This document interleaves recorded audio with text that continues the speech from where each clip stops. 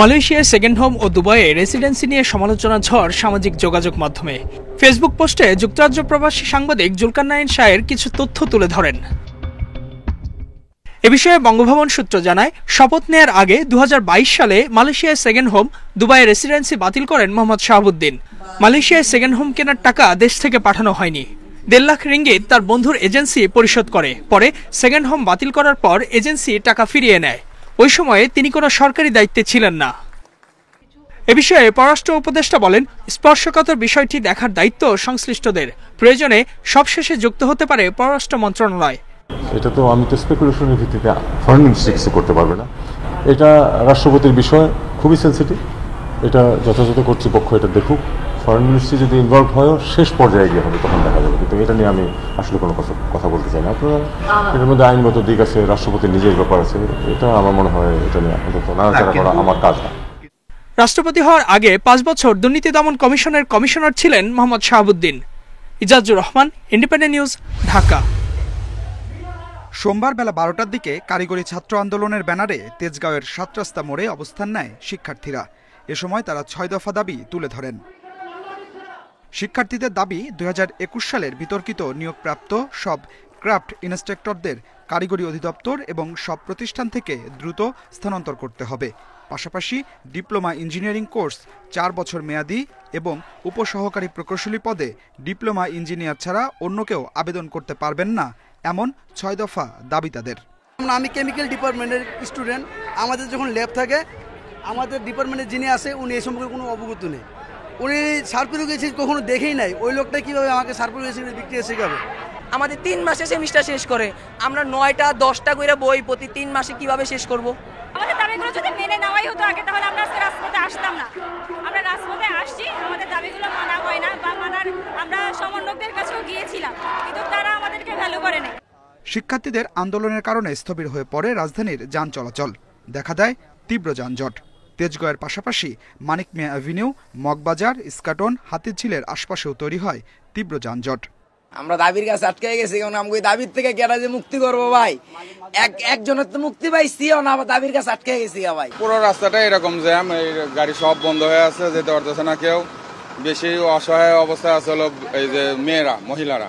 না খায় বাচ্চাগুলো গাড়ির ভিতরেই পড়ে আছে। এটাই হলো মনে করেন দেশের নিয়ম। হাজার হাজার জনগণ পড়ে রয়েছে, এটার কোনো দেখা দেখি নাই। তাদের দাবিটাই আগে। সড়কে যানজট তৈরি হলেও তা নিরসনে কোনো পদক্ষেপ দেখা যায়নি আইন শৃঙ্খলা বাহিনীর। Adilur Rahman, independent news, Dhaka. 15 বছর ধরে স্বজনকে খুঁজে ফিরছেন। বাবা বা ভাইয়ের বেঁচে থাকার আশায় ছেড়ে দিয়েছিলেন। সরকার বদলের পর এখন স্বজনকে ফিরে পাওয়ার আশা করছে পরিবারগুলো। আয়নাঘরগুলোর হদিস জানতে চায় তারা। সেখানে আরও কেউ বন্দী আছে কিনা তথ্য প্রকাশের দাবি পরিবারগুলোর। সবচেয়ে বেশি গুম র‍্যাব ঘটিয়েছে উল্লেখ করে বাহিনীটিকে বিলুপ্ত করতে বলেন। বাংলাদেশ এখন স্বাধীন হয়েছে, কিন্তু আয়নাঘর এখন পর্যন্ত উন্মুক্ত হয় নাই, স্বাধীন হয় নাই। তো আমরা চাই আয়নাঘর বা গুমঘর যেগুলো আছে ওগুলো ভেঙে ফেলতে। যদি আয়নাঘর থাকে তাহলে বাংলাদেশের বিচার ব্যবস্থা, আইন আদালতের কোনো প্রয়োজন নাই। সব স্বজনদেরকে ফিরিয়ে দিতে হবে। যেহেতু আগের সরকার নেই, এখন বর্তমান সরকার আছে, তাহলে আয়নাঘরগুলো কেন তল্লাশি করা হচ্ছে না? আমাদের কথা হইলো র‍্যাব 1 থেকে শুরু করে যত প্রশাসনিক যেখানে আয়নাঘর আছে, টর্চার সেল আছে, সবগুলো সেল তল্লাশি করা হবে এবং আমাদের সমন্বয়কদের নিয়ে তল্লাশি করা হবে। এটা আমরা চাই। তাদের অভিযোগ, প্রতিটি রাজনৈতিক দল পদ পদবি আর ক্ষমতা দখলের লড়াইয়ে ব্যস্ত।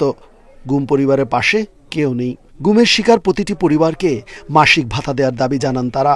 যারা অপহরণ হয়েছে, যারা গুম খুম হয়েছে, যাদেরকে আমরা পাচ্ছি না, অতি দ্রুত তাদেরকে জীবিত অবস্থায় যার যার পরিবারের কাছে ফিরিয়ে দেওয়া হোক।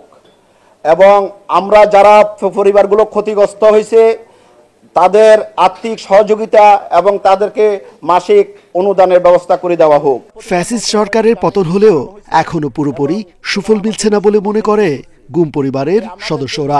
যারা আছে তারা কি অবস্থা? রেজওয়ানুল হক, ইন্ডিপেন্ডেন্ট নিউজ, ঢাকা। 1 অক্টোবর থেকে সারা দেশের সুপার শপে পলিথিন ও পলিপ্রোপিলিনের ব্যাগ ব্যবহার করা যাবে না। সোমবার সচিবালয়ে স্টেক হোল্ডারদের সঙ্গে বৈঠক শেষে কথা জানান পরিবেশ, বন ও জলবায়ু পরিবর্তন বিষয়ক উপদেষ্টা সৈয়দা রেজওয়ানা হাসান। তিনি বলেন, আগামী মাস থেকে সুপার শপে পলিথিনের ব্যাগে কোনো পণ্য ক্রেতাদের আর দেয়া যাবে না। বিকল্প হিসাবে পাট ও কাপড়ের ব্যাগ ক্রেতাদের ক্রয়ের জন্য রাখা হবে। 15 সেপ্টেম্বর থেকে প্রিন্ট ও ইলেকট্রনিক মিডিয়ায় এই বার্তা ব্যাপকভাবে প্রচার করা হবে বলেও জানান তিনি। পত্রিকায়ও গণবিজ্ঞপ্তি দেওয়া হবে। পরিবেশ উপদেষ্টা বলেন, বস্ত্র ও পাট মন্ত্রণালয় 1 সপ্তাহের মধ্যে সব সুপার শপের সঙ্গে বসে পাটের শপিং ব্যাগ সরবরাহ নিশ্চিতে ব্যবস্থা নেবে।